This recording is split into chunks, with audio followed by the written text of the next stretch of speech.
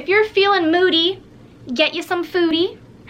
I know a lot of us are very limited on what foodies we can get, so we're not so moody, but hi guys, welcome back to my channel.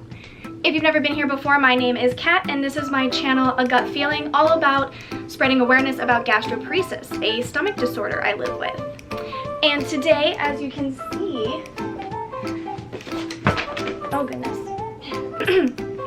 And today, as you can see, I have a in-depth video for you guys about eating out with gastroparesis.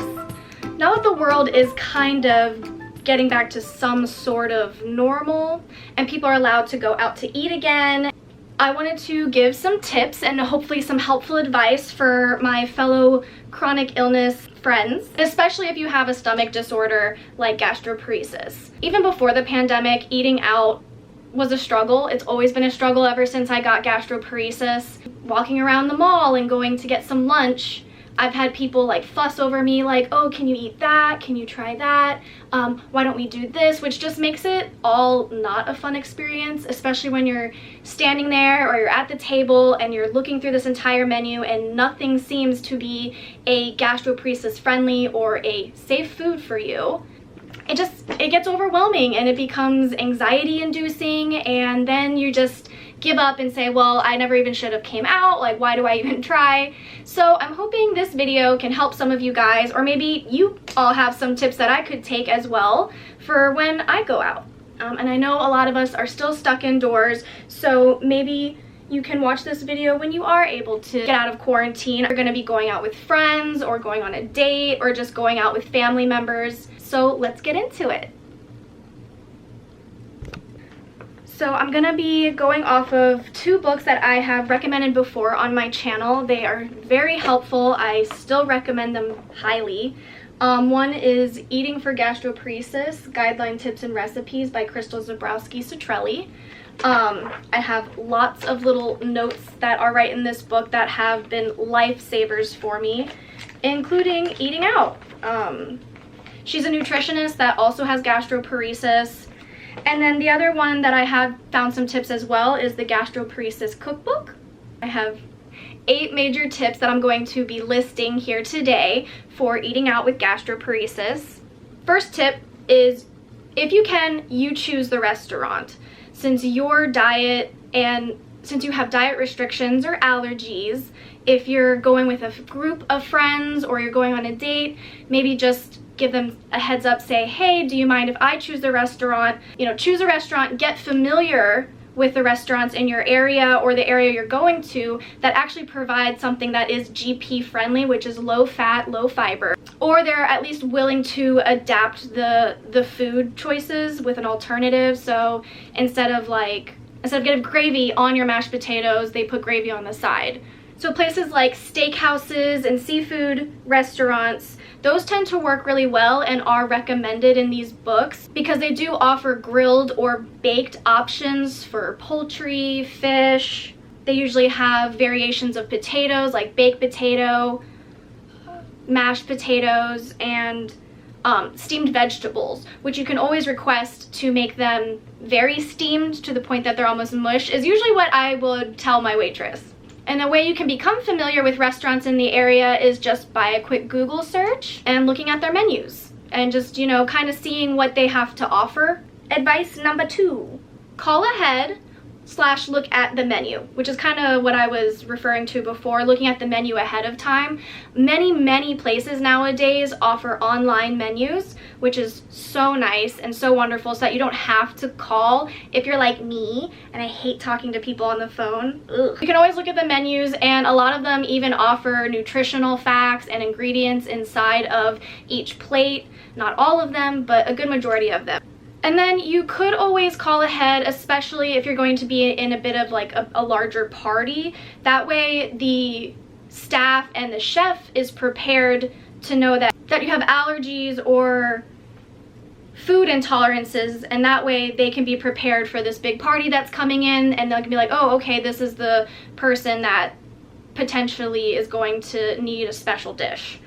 You could even ask about going off menu A lot of restaurants are willing to accommodate if instead of a plate or a dish and a whole entree that's on the menu, you could ask for a piece of grilled fish or chicken with like a side of mashed potatoes.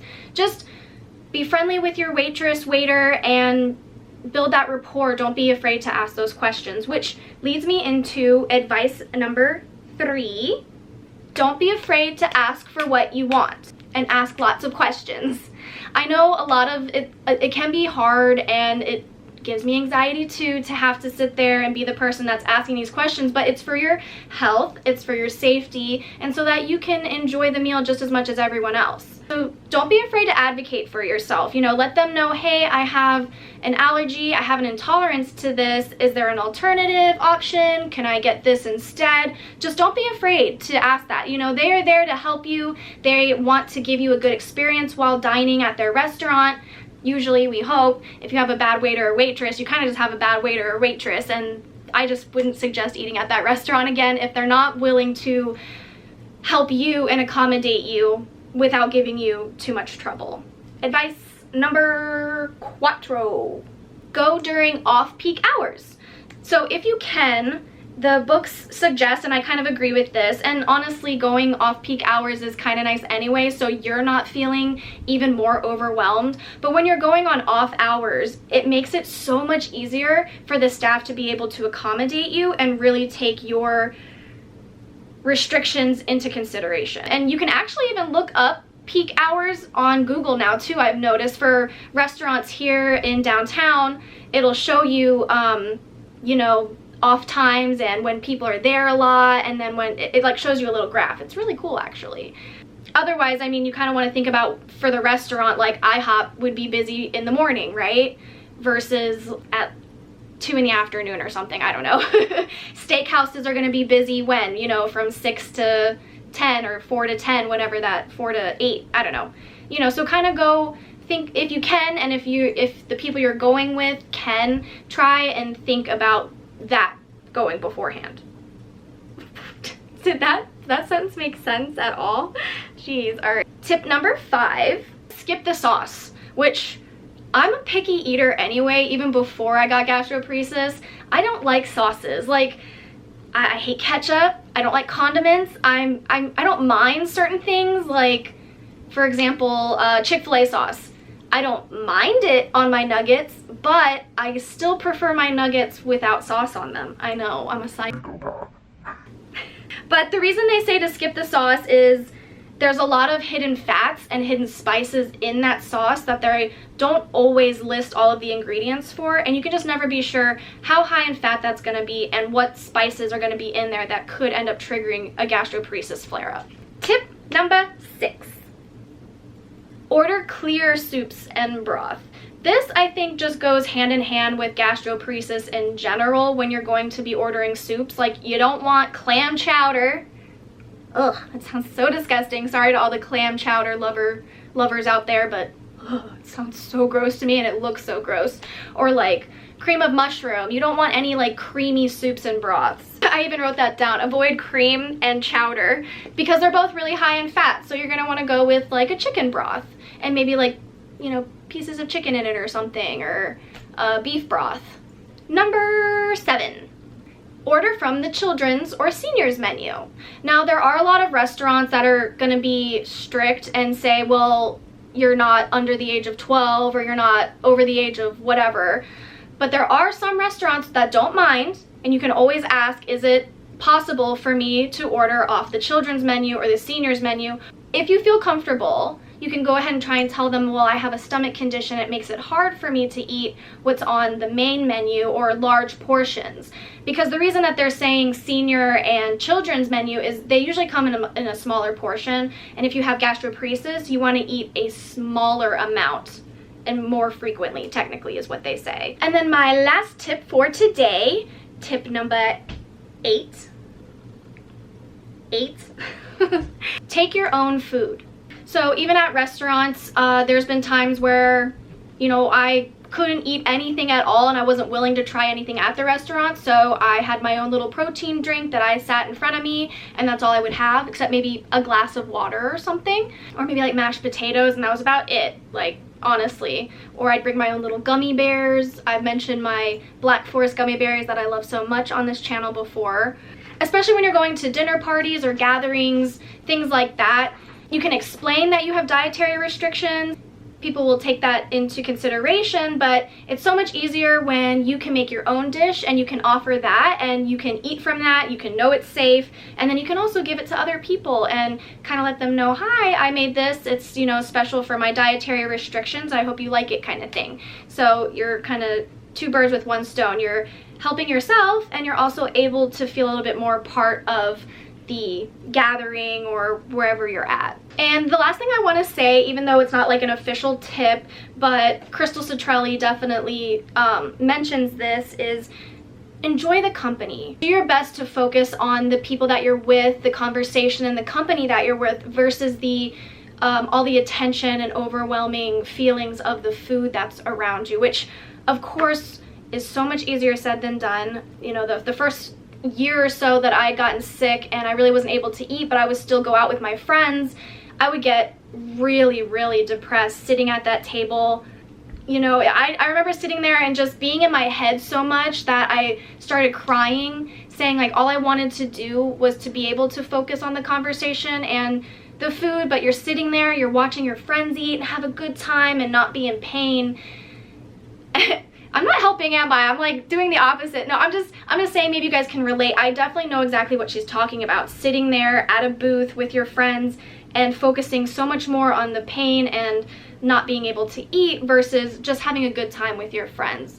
Because it is hard to get out of your headspace when you're going through something like this, when you're suffering with something like this. You know, if your friends are understanding, you can also ask if you guys can do more things that don't revolve around food. And it's hard because it just seems like a lot of gatherings and people being together, it's surrounded by food. It's actually funny, I was watching an anime and they even mentioned that food tastes better when you're eating together. And I was thinking about that, and it's so funny because it's kind of true. I mean, in some instances, maybe some of you don't agree, maybe some of you prefer being food introverts.